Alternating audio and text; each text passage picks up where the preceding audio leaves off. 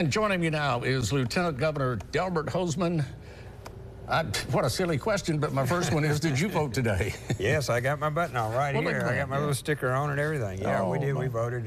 We work, vote every year at the same place. So it's a local school, and we had a pretty good line. I think there's several hundred early today by 9 o'clock. It seems like that the turnout is heavier than normal. Did you get that, or? I think it is. It's a presidential election. Historically, we vote over 1 million on a presidential election. There's about 1.8 million people that are eligible to vote. Not as many. We're 60% or so. That's usually the way it works out. When I was Secretary of State, we used to do that. Yeah. Is it just my imagination, or has this campaign season seemed like it's lasted for several years instead of several months? I think it's lasted 8 years. Yeah, actually. From the last one, and all the controversy that went on with it, through everything that went on with what's now the Republican nominee, President Trump, through this election process, then President Biden dropping out in the middle of the race, and I would say it's been pretty chaotic. I don't think there's ever been a presidential election quite like this one. Oftentimes, Joe and I, my wife, will talk about when we see some of the craziness going on in the world today. We'll say something, well, I'm sure I'm glad that Mom and Dad are gone on so they didn't have to deal with this. I told her the other day, I said, no, I kind of wish they were here. I think they'd enjoy this. Well, democracy is, and we got a Republican, as they said, if we can keep it, and maybe today we'll be able to keep it. How did you get into politics? Did you just wake up one morning with the light shining in your eyes, or was this a process? No, I should have probably been blindfolded. No, what we did was we ended up, we were in our 50s, and we had what I think was a pretty successful law practice, and I enjoyed that a lot. I missed the Bar Association, the camaraderie and the intellectual challenges that went on with things, and I was mainly a business lawyer. And the limited liability companies and securities laws and everything that I was working with were just not well done. There wasn't anybody really in the Capitol that had any kind of experience with that. So I decided, Eric Clark decided to retire, and I looked at it. So I went home and talked to my wife and said, I think maybe I should run for Secretary of State, and then I'll rewrite all the business laws, because I've been doing that, and I have some expertise about that. And she said, "You've lost your mind." So that's how it all started. So I didn't carry the first precinct, which is the home precinct. But eventually she said, "Well, that's a good. We're in our part in our life. Our kids. We have 3 children and 8 grandchildren." It was that part that they were educated and starting their families and stuff. It was just a time that we could take 4 years off, and 16 years later, here we are. So. Just started out on that journey and never really anticipated, actually, surprised we ever got elected. And then I remain absolutely stunned that I've got an office in the Capitol.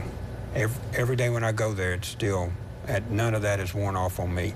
I look at that giant eagle on the top, and I go into those halls where William Winter was and all these other people that have preceded us, and I just can't believe people, it's a real honor to do that. I can't believe people really hired us, and it's an honor to be there. Yeah. So when you're not lieutenant governoring, what are you doing? Or does that even happen? Not really. Yeah. With these cell phones and everything, we're pretty much 24/7, and there seems to be some kind of issue at all times. I don't think I'm as bad as a governor, but it's seems like there's issues all times. But I do get away. We've got a farm that I work on, and I drive my tractor, and I like to duck hunt a lot. And so I try to get away in December, because in January we start the session. So when everybody slows down at the Capitol in December, I'm able to slip away to the Delta and duck hunt some. Yeah, good. Now, I'm not even going to ask you what's coming up in January, because we'll have you back, and there'll be plenty of time for work. There's something that you and I started out talking about years ago, and I never got a chance to follow up on it, and that is your passion for autism. Tell me a little bit about that. Well, we have an autistic grandchild. Actually, we have an autistic grandchild now. He is probably about 12. And so about 10 years ago, when we discovered that he was autistic, and we also have a Down syndrome grandchild. So when we discovered he was autistic, basically Walter was nothing. There was nobody to train. There was nobody at the schools. There was no plan. There was this really kind of smoke and mirrors about treatment for kids. there was just nothing. And so we started on a journey there.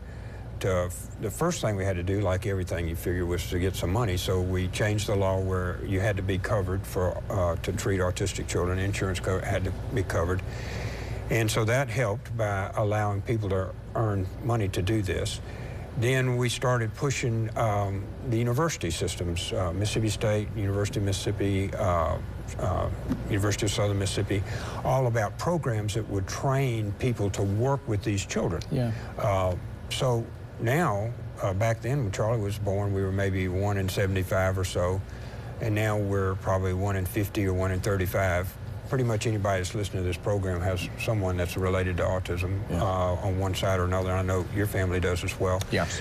So that led us to looking at going to Israel and trying to find out what was the cause of autism. And I've really kind of dropped off of that. Obviously, they have a war going on there, so we're not able to get information about that. But we have gotten now where, particularly Mississippi State has, and University of Mississippi have programs to train these BCBAs, and that's kind of the recognized expertise. So we to deliver child care like this, and it's very, very difficult. And so I go to a lot of schools, like I was down in Oak Grove outside of Hattiesburg the other day. I go into the special needs classes and I meet with the special need teachers, and they're trying to work on inclusion where these kids, some of them are nonverbal and some of them are verbal. All of them are smarter than I am, I'll tell you. And so, like Sephora, I go to manufacturers like Sephora in DeSoto County that hires autistic kids because they can concentrate so much better than we can. Yeah. And when they are great workers, when I talked to Sephora at their manufacturing place, they were saying, the only problem we have with them, I said, do they have any issues particularly? The only problem we have is they won't take vacation. They come to work all the time. So that's a good problem to have. We have made great progress. I think we're graduating 50-something BCBAs to treat these children now. Canopy is a great organization that's doing a lot of service.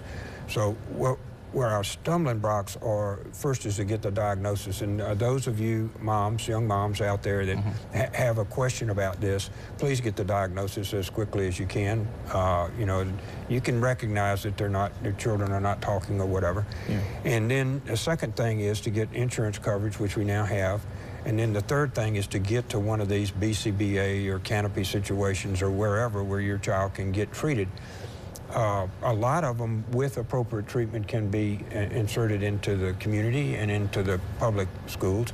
And when I was in Hattiesburg and Oak Grove, they have part of them are in the regular classes most of the day, and then they're in special classes some of the day. And that inclusion is really important to them long term because their life expectancy is the same as ours.